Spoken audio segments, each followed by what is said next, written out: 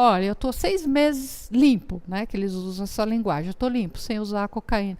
Não é que eu não gosto do efeito, eu gosto do efeito porque eu fico super ligada, ele é fotógrafo e tal. Eu super curto, eu fico criativa, não sei o quê. Mas o custo depois é uma depressão tão violenta. É uma semana, 2 semanas que eu passo, que eu destruo tudo, que eu não entro por aí.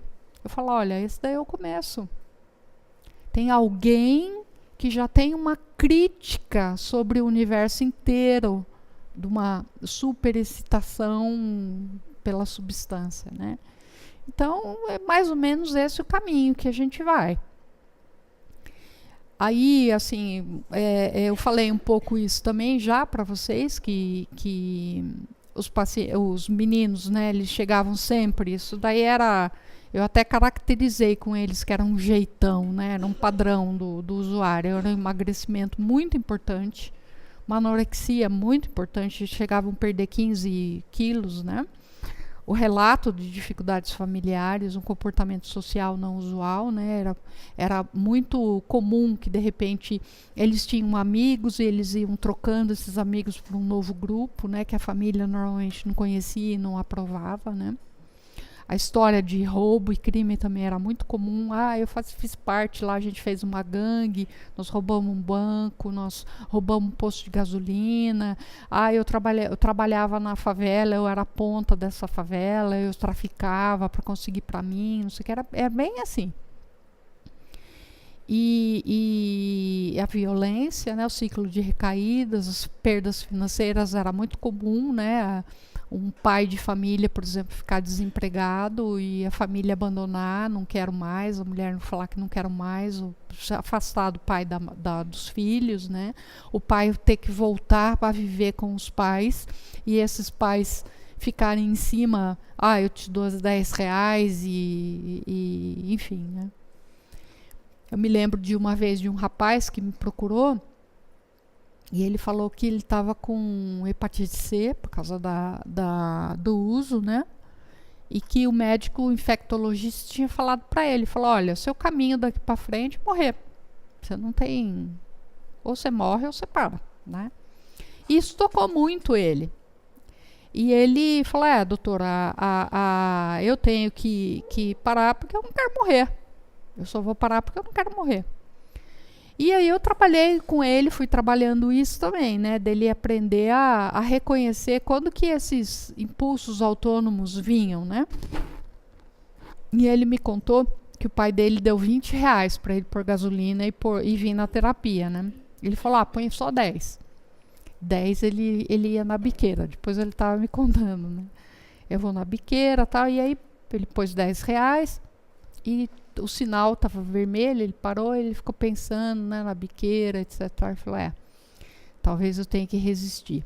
Aí ele voltou pro posto, colocou mais R$10 e foi para terapia, né? Falou, olha, ninguém falou que vai ser fácil você resistir. Porque exatamente é o convite social hoje de todos nós, é aguentar a dor, né? É aguentar a frustração, é aguentar que as coisas não são do jeito que a gente quer. E a droga, ela acaba sendo um caminho fácil, ela tem resultados certos, certeiros, você tem certeza que a cocaína vai dar um efeito. Você tem certeza que a maconha vai dar efeito. Não é, será que vai dar? Não, ela vai dar. Você tem certeza. Então a droga é uma experiência de certeza. Eu tenho certeza que eu vou obter o que eu estou esperando. E a vida, ela é feita de hipóteses, de riscos. Eu quero conseguir esse objetivo. Tomara que eu ganhe. Eu estou me esforçando para que dê certo. Eu quero que esse projeto ele se encaminhe. Eu preciso tomar cuidado para que amarrar as aparas para que as coisas caminhem nessa determinada direção. Mas eu não sei como que o mercado vai reagir, como que as pessoas vão reagir, etc. e tal. Então, trabalhar com a ideia de risco e da incerteza nos coloca de novo evolutivamente naquele local. Eu vou largar a minha estabilidade e vou arriscar, né? Aonde que eu me insiro existencialmente em relação a isso, né? Isso fará muito patente neles. Bom, isso a gente já viu, né, que uma perda muito grande de valor ético, né? Eu me lembro de um rapaz. Por que isso é tão preconizado na situação, né, da casa? Um rapaz chegou para mim e falou: ó, doutora, eu estou muito incomodado porque eu gostei muito de uma caneta de uma pessoa lá. Não sei que caneta que era, eu peguei para mim. Você fala, caneta não é nada, né? Mas ele estava assim, muito incomodado com aquilo. Aí a gente questionou para ele e falou: poxa, mas o que te incomodou tanto de você ter pego essa caneta, né? Ele falou: ah, eu sei, não tem nada a ver, é uma caneta, não é nada, a pessoa compra outra, não sei o que, mas aquilo ficava incomodando ele, né? E aí a gente sugeriu, falou: olha, talvez porque alguma coisa dentro de você te fale que não é certo. Não é certo porque não é certo roubar uma caneta, porque não tem sustentação o ato dele. Ele podia muito bem, por exemplo, chegar para a pessoa e falar: olha, me apaixonei pela sua caneta, você dá para mim, né? A pessoa provavelmente ia falar: dou ou não dou, né? Mas isso é um risco. Falou: olha, mas o que embasou a sua atitude? Ah, a minha atitude baseou no fazer escondido. Então, todo o universo que é criado, ele não tem sustentação do espírito. Lembra que o espírito, eu falei que ele formata a consciência para dar valores? Então, ele estava vivendo uma situação que era mentira, que não tinha sustentação. Eu gosto de pensar no espírito, quando a gente for ver a associação com o vento, que o homem fez antes, que o espírito, como o vento, ele dá sustentação, da mesma forma que ele sustenta um avião. Se por acaso você perde a sustentação, o avião cai. Então, é interessante que o ato em si, inócuo, aparentemente inócuo, ele já estava engendrando, espiritualmente, mas pela falta, aspas, de valores da veritas, né, que a gente distingue aí, né? Ele estava sedimentando já uma postura sem base espiritual, que a gente costuma dizer assim: olha, uma coisa que a gente vê, o usuário dependente químico, as pessoas que estão em estados mais intensos, assim, elas têm comportamentos sociopáticos. Será que eles são sociopatas ou será que a sociopatia se desenvolveu? Então, a casa, ela tinha uma rigidez, ela tem uma rigidez no sentido de valores. Por quê? Porque qualquer ato desse tipo, ele começa a engendrar como uma erva daninha e formatar uma atitude sem base espiritual que vai dar um comportamento distônico social. Não é usar a droga que é errado ou não. O que é errado é essa postura que se forma, que tem consequências sociais, emocionais para a família, entende? Então a casa ela vai adotar esse compromisso e a gente entende que esse compromisso é um compromisso violento porque ele faz violência à própria integridade da pessoa, o próprio fato que ele falou: olha, isso está me incomodando. Então, se ele não escuta a própria essência dele, que isso sim formataria as ações dele, as consequências, as dores, enfim, a vida dele, seja qual for, ele opta por um caminho sem sustentação. Né? E aí ele tem toda a consequência que a gente já viu. Então,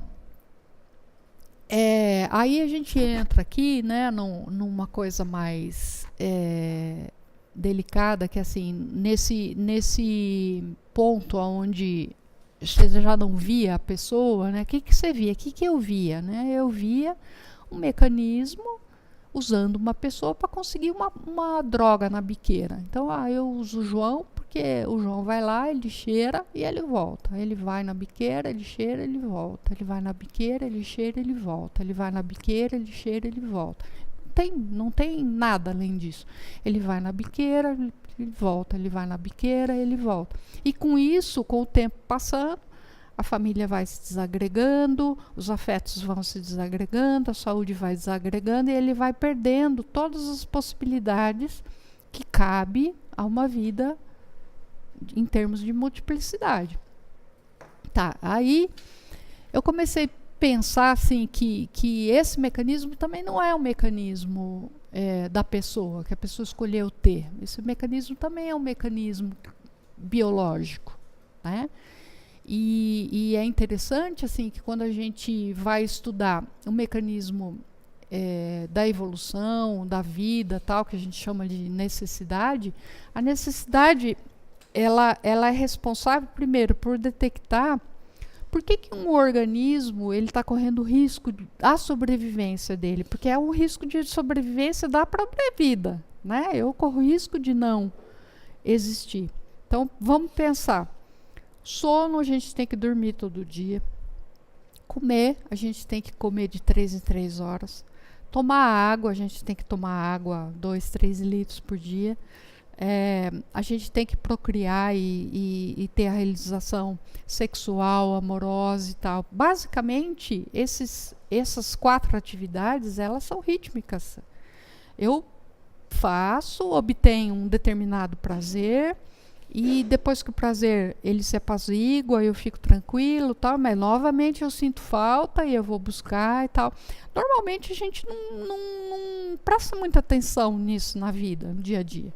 A gente fala coisas assim para as pessoas: você me dá licença, eu preciso rapidinho ir no banheiro. Eu preciso tomar água, eu tô morrendo de sede. Né? É uma coisa paralela que a gente vai administrando. Nossa, eu preciso tomar um banho, eu preciso dormir porque eu tô morrendo de sono. Né? Então é um mecanismo que ele tem bilhões de anos. Então você vê, por exemplo, uma planta que ela está ameaçada de praga, né, ela dá flores assim, inexplicavelmente. Por quê? Porque algum passarinho ou borboleta vai continuar a existência dela através de procriações, porque ela vai morrer. Então a gente percebe, por exemplo, relacionamentos que estão quase acabando e de repente pinta um filho. Por quê? Porque esse mecanismo que quer continuar existindo, ele é muito mais poderoso do que a nossa evolução. O que parece acontecer? Isso é uma observação minha, né? Que eu acho que parece isso, né? Que acontece isso. O que acontece na droga? Ela se apodera do mecanismo cerebral nosso de centro de satisfação e prazer. Então ela introduz no cérebro uma nova formatação química que passa a ditar para o cérebro o que ele precisa para continuar vivendo. Você precisa da droga para continuar vivendo. Você precisa usar para continuar vivendo, porque senão a dor fica insuportável. Então a gente entra num mecanismo que assim, é muito interessante você perceber na prática que a pessoa te procura para te ajudar, mas ela se defende também do tratamento. Ela não quer se tratar. Ela é um mecanismo muito arcaico que ela começa a te envenenar. Porque você não quer, porque não sei o que não sei o que.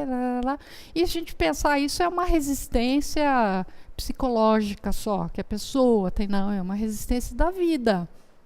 Porque a droga se apoderou de um sistema da vida, um funcionamento fisiológico e o deturpou. Então a gente tem a impressão que a droga está se defendendo, ela não quer perder a característica que ela visa a existência desse mecanismo. Não sei se está dando para... se eu estou sendo clara, né?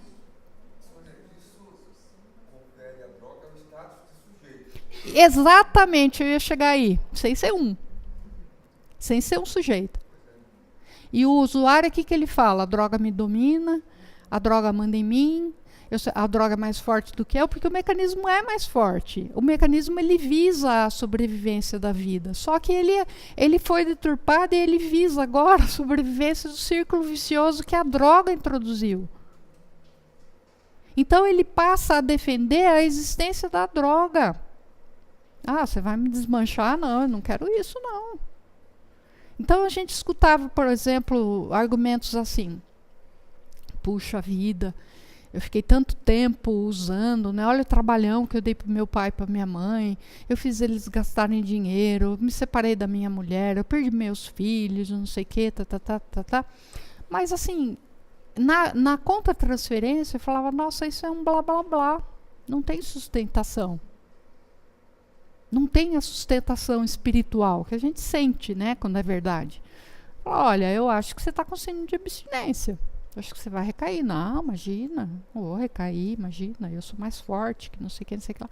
O cara ia, 2, 3 dias depois, voltava assim, em condições piores do que ele estava, né?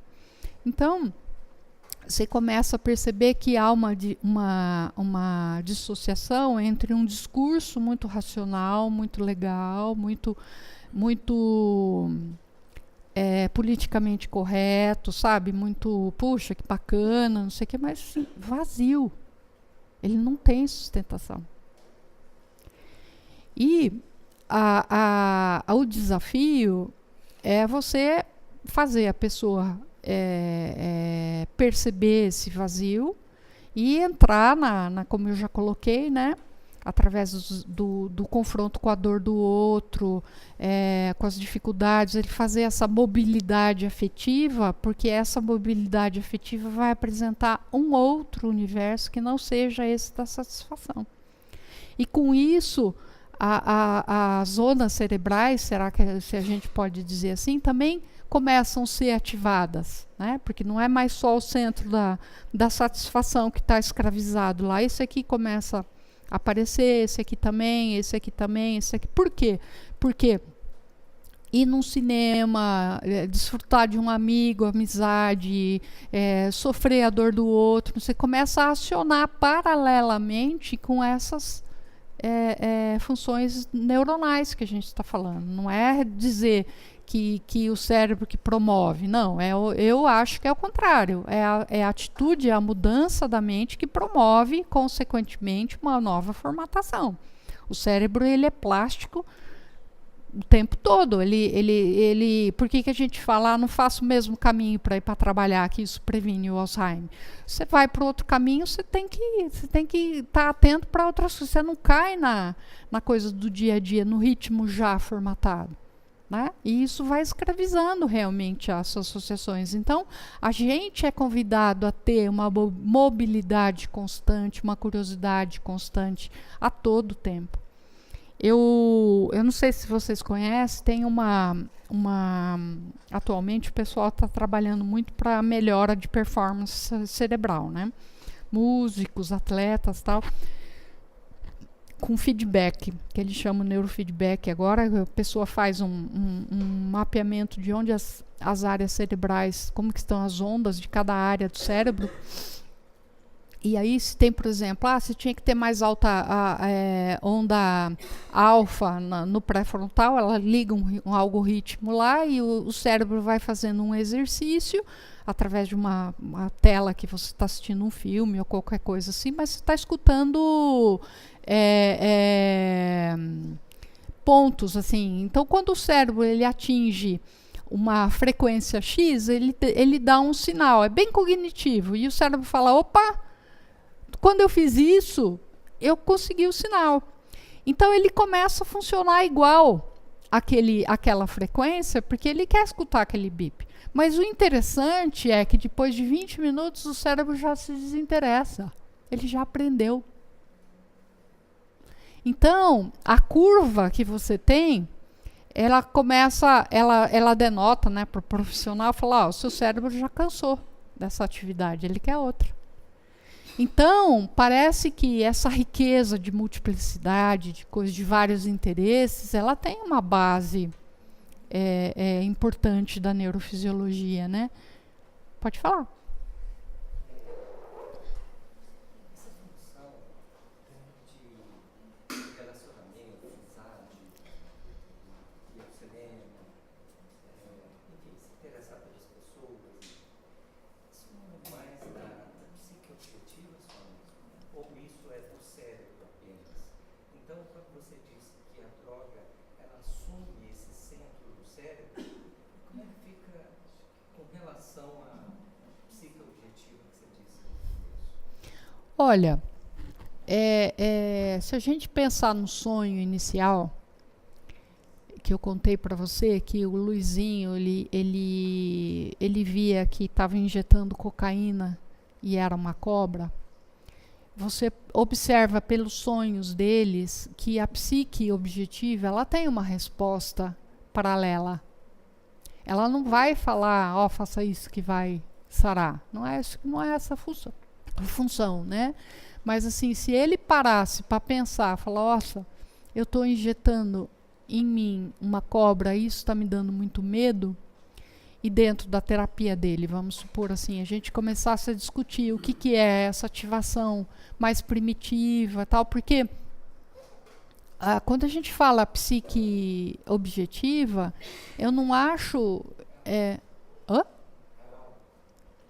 não acho que é só a alma. Eu acho que eu pelo menos não penso em dicotomia, cérebro e mente. Eu penso numa coisa só.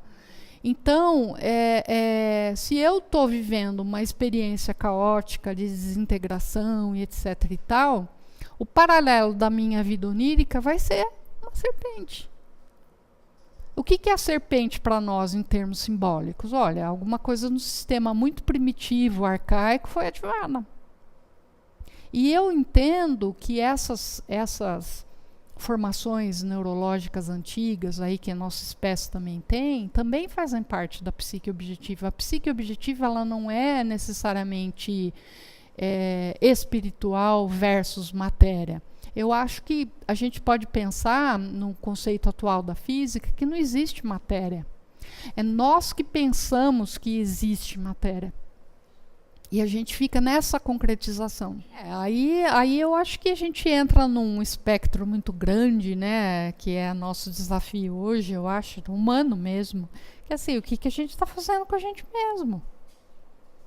Porque quem está fazendo isso é o ser humano, não é aquele que está fazendo, é nós que estamos fazendo.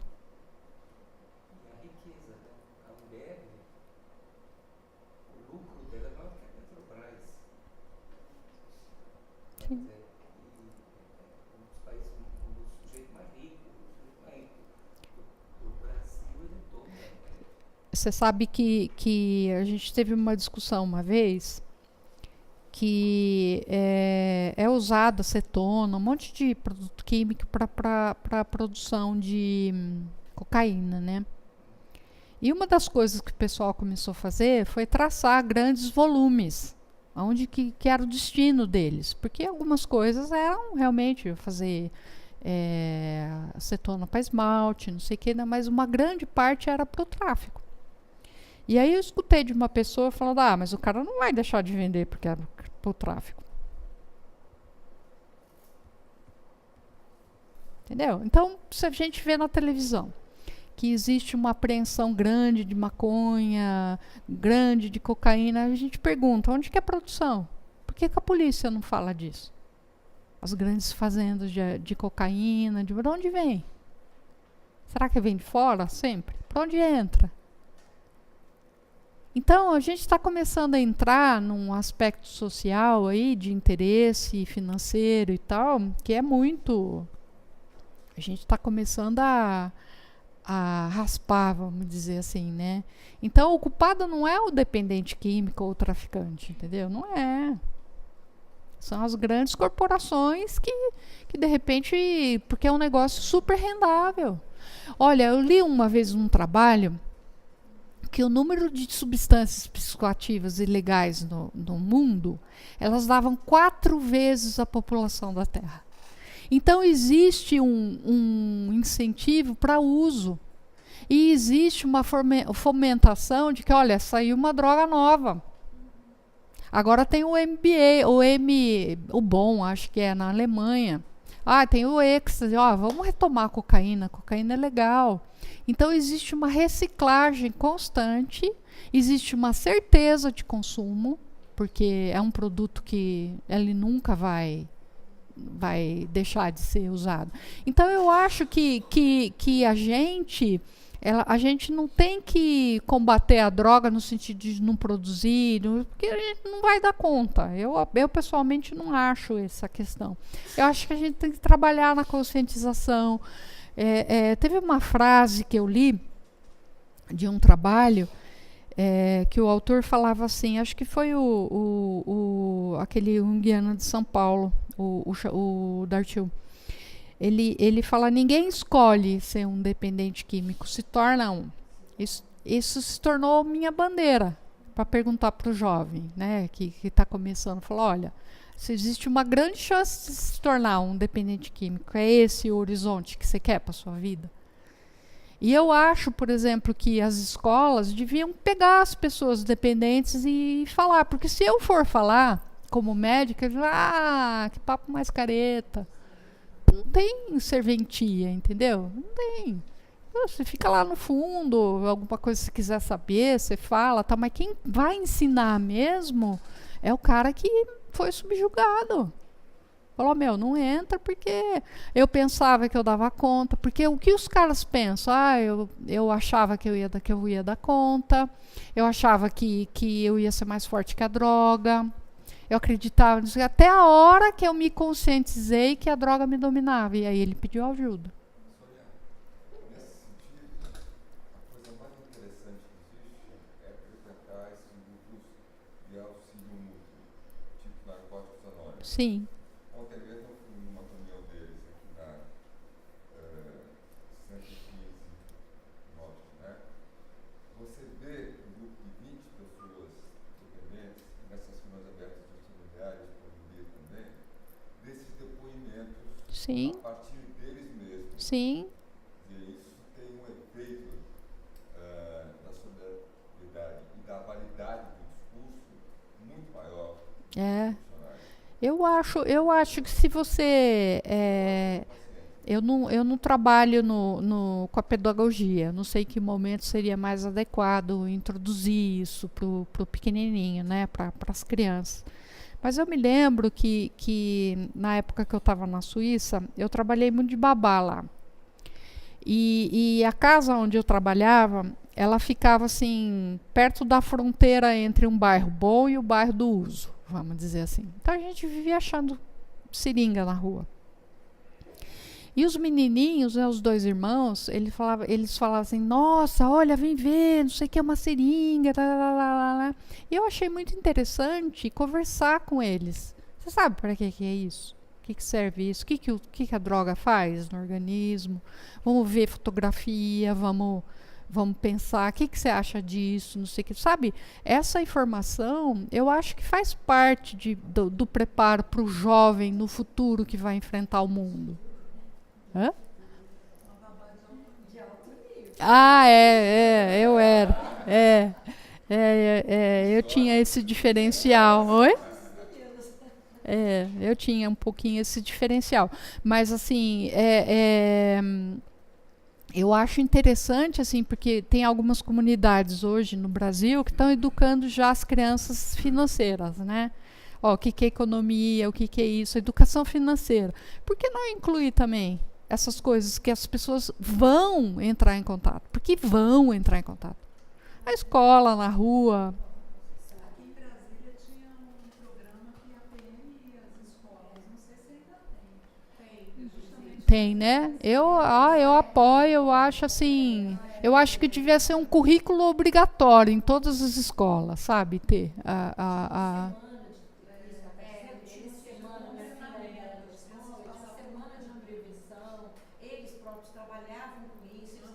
Isso. É. Tem uma formatura. Tem uma formatura.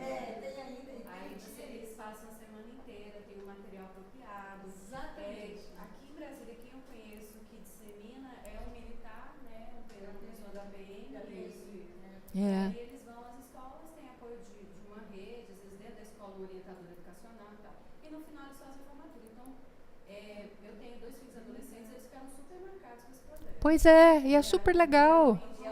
É super legal. É.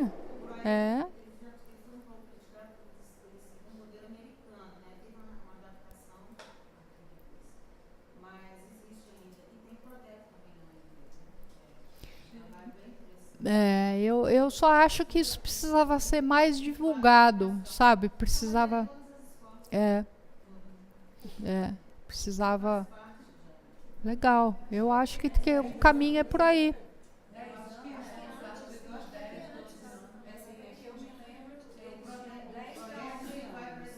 Sei.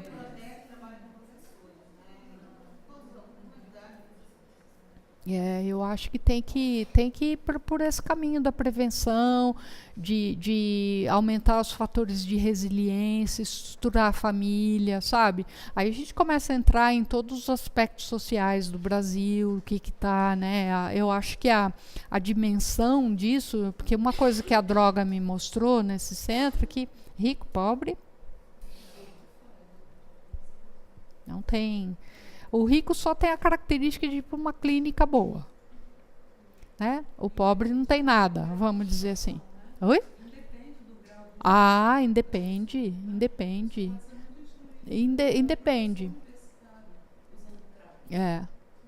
Eu acho que aí que entra a questão da maturidade, sabe? Maturidade realmente estrutural daquela consciência, daquela pessoa. Quais são os valores que embasam essa vida? Será que essa pessoa realmente se tornou um sujeito e um adulto? Ou não?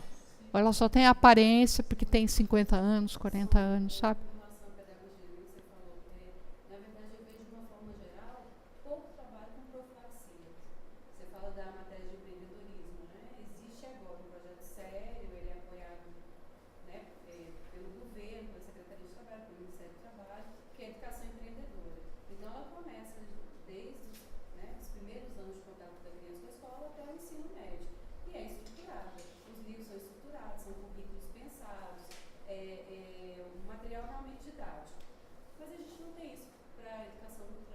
Sim. Para tudo. Ninguém comprou a ideia. Sim.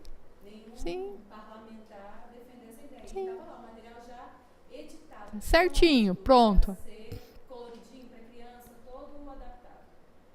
Nós não temos isso também para questão de. Você sabe. Sim. Não é uma coisa que poderia ser casada, né? Sim, não é.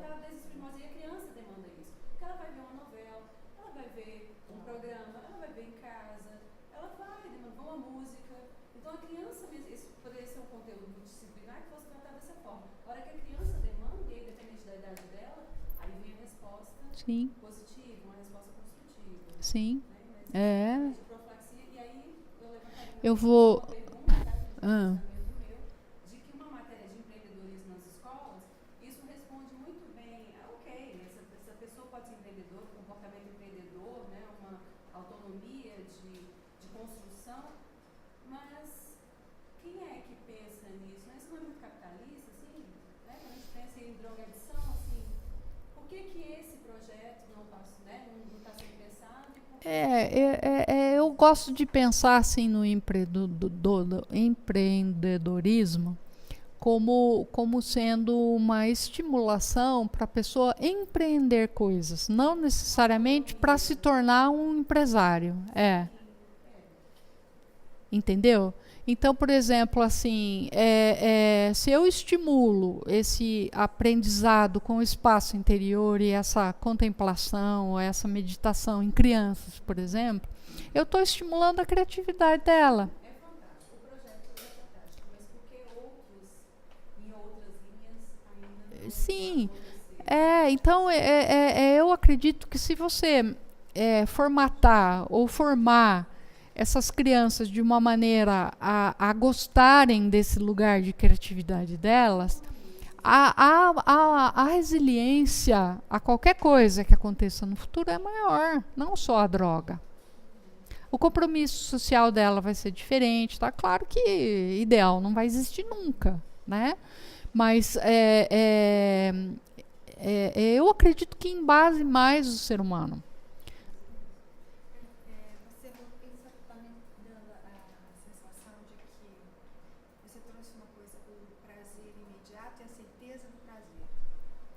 Sim. E o empreendedorismo seria essa preparação para um prazer a médio e longo prazo. Sim, e o risco, a capacidade de assumir o risco. De se envolver mais. Sim. E saber pode dar certo ou o não. processo, não o Isso, resultado. isso. Aí quando você fala dessa questão da certeza do prazer, está parecendo que o que eu entendi é como se a droga ela fechasse o ciclo vicioso no instinto pelo instinto. Sim, Você não usa aquela energia para adiante. Sim. Ela fecha ali mesmo. sim.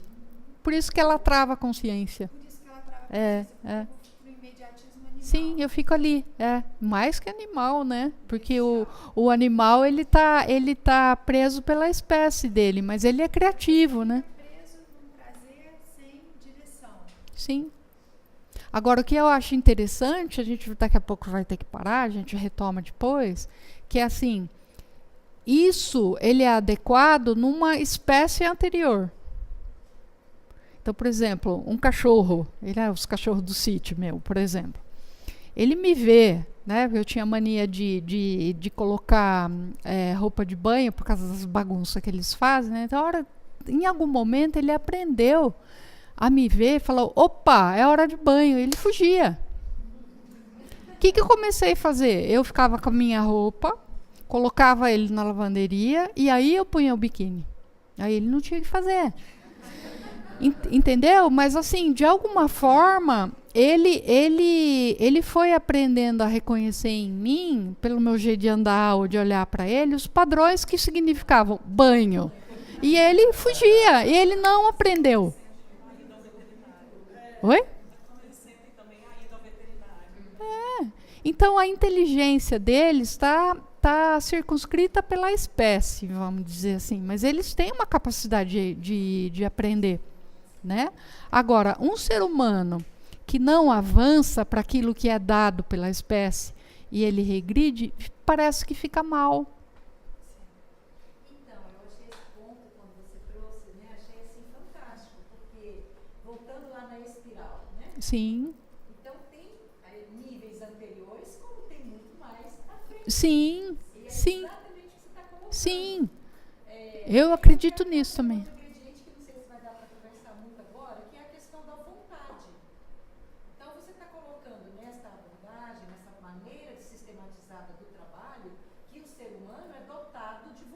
Sim. E qual que é a vontade grande dele? E a gente vai falar depois que é muito forte na tradição cristã. Pelo menos da casa, a gente aborda assim, né? Qual é? Ele pode, então, se eu vou colocar dessa maneira, eu já vou avançar mais um pouquinho a discussão. Importância. É como que se ele estivesse, digamos, entre esse chegar e esse partir, determinadas lições ou aprendizados que ele vai necessariamente poder ou não, digamos, enfrentar, porque você também falou nessa questão de não é simplesmente parar o medo, né? Nós não estamos nisso. Nós não vamos parar nunca o medo. O medo ele é essencial, porque se não fosse o medo, a gente morria no abismo. Como eu lido com isso, como eu aprendo e torno isso algo que eu vou acrescentando. Isso é discernimento. Eu vou chamar de corpo sutil. Sim, tá tudo bem. E aí eu vou bem mais. Sim. Quer dizer, tenho possibilidade de ir bem mais. Sim. Eu vou dar um exemplo, eu vou dar um exemplo só para a gente ir almoçar, porque senão a gente se estende aqui. Quando eu observo o que é feito esse espaço do vazio, eu começo a perceber a minha historicidade, os meus padrões, o meu jeitão, o que eu faço para conseguir as coisas, as manipulações e o aspecto objetivo que você levantou. Eu estava contando para a Áurea ontem, uma paciente minha, 2 dias atrás, ela pediu para o marido dela diminuir a velocidade do carro porque ela estava com náusea. E eles estão numa crise de casamento, não sabe se separa, se não separa, e ela é super católica, ela não quer separar porque ela acha que ela tá rompendo com a tradição, aquela coisa toda, né? E aí ela foi no banheiro, escovar o dente e tal, e ela falou, e se eu começar a vomitar, será que ele fica comigo? E aí ela falou assim, Sônia, foi a primeira vez e eu levei um susto com esse pensamento dentro de mim. Eu falei, que bom, é assim que começa. Você começa a diferenciar. E aí o que acontece? Fala, olha, eu não vou agir assim. Eu começo a dizer não para essa tendência. Porque senão ela me leva. Então qual é o grande aprendizado nosso? né? Que a gente fala para as crianças, não, não dá. Não vou fazer. Eu falo não para essa satisfação. Claro, quando é cabível, né? Porque também falo sim, talvez, nunca, né? Mas assim, o não parece ser uma coisa fundamental aí. Saber dizer não, ter capacidade de dizer não, eu não vou. Que nem aquele paciente lá na frente do semáforo falou, olha, eu posso comprar R$10 na biqueira, mas não vou fazer isso. E o Jung, ele fala, toda vez que você fala não para um hábito, você fecha o demônio numa garrafa.